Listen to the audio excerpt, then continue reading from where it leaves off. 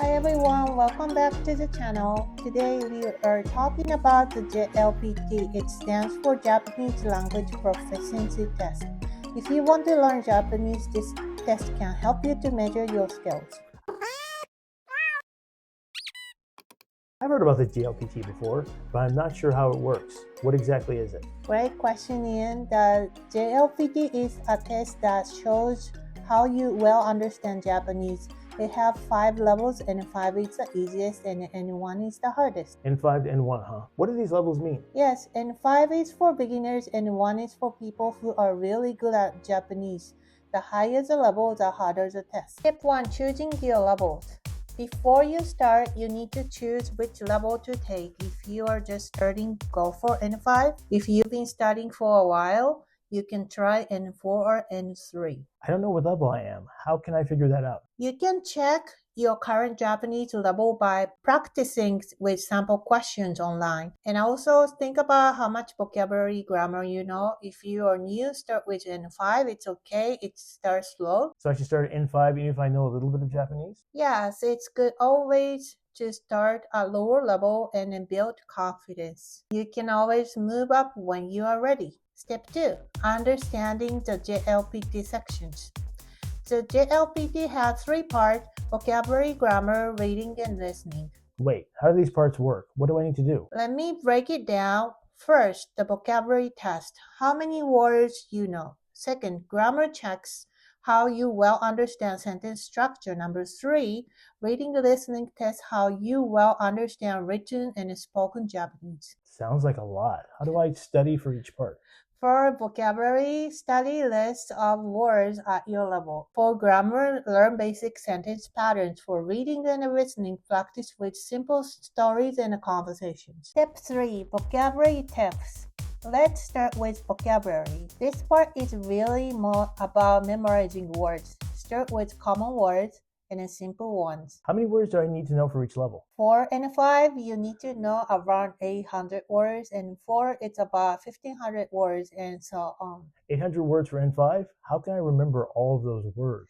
It helps to learn words in context. Use flashcards or apps to practice, then don't rush. Learn a few words each day. That sounds doable. What's next? Step 4. Grammar tips.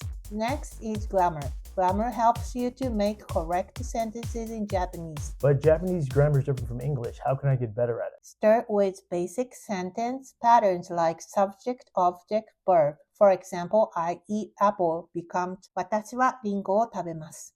So I need to practice making sentences every day?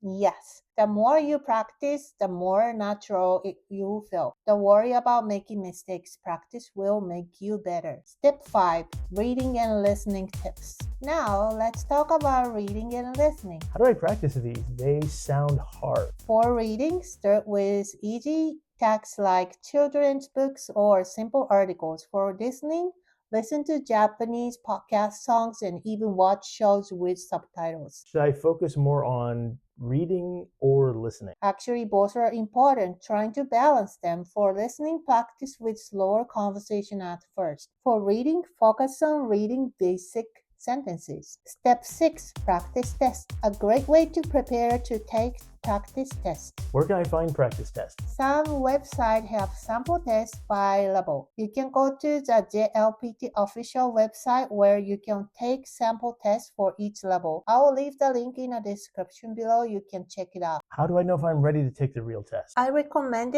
going through a practice test in your choice of your textbook based on your level. It helps you understand what kind of questions will be on the test. And if you have a tutor or coach, asking them questions will speed up your progress. Test date. The JLPT given twice a year in most countries and regions. The first test is usually in July, the second one is in December. However, the dates may change depending on the country. What about the test for 2025? The 2025 haven't been announced yet, but you can always check the JLPT official website for the updates on the 2025 schedule when it's released. Just stay tuned. Step 7. Test day tips. On the test day, it's important to be prepared. What should I bring? Bring your ID, admission ticket, and a pencil. Also, don't forget to get enough rest the night before. I get nervous on test day.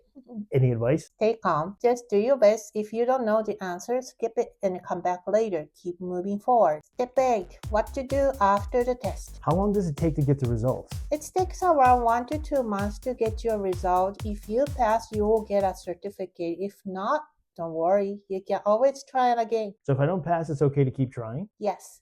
It's all about learning. The more you try, the better you'll get. Okay, I think I get it now. I need to pick my level, study vocabulary, grammar, and practice reading and listening.